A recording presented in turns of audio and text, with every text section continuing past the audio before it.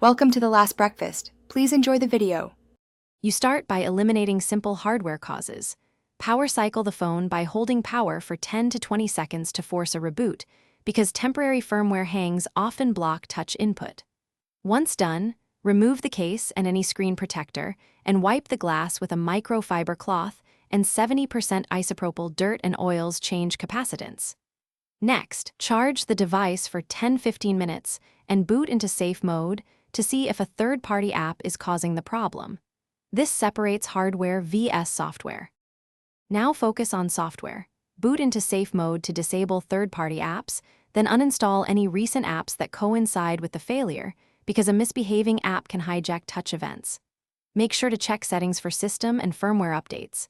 Updates often include touch driver fixes. If touch works intermittently, clear the cache partition to remove corrupted system cache. If nothing else works, back up data and perform a factory reset as a deliberate last resort, since it restores system state. For final steps, move into advanced hardware checks only if you're comfortable. Power off, remove the back cover, and inspect the digitizer and display flex connectors. Receding loose cables can restore touch because vibration or drops break contacts. If diagnostics identify a faulty digitizer, replace the digitizer or full display assembly and retest. If you hit uncertainty or the phone is under warranty, stop and contact authorized service. One key troubleshooting tip: keep a log of tests and symptoms to speed professional repair.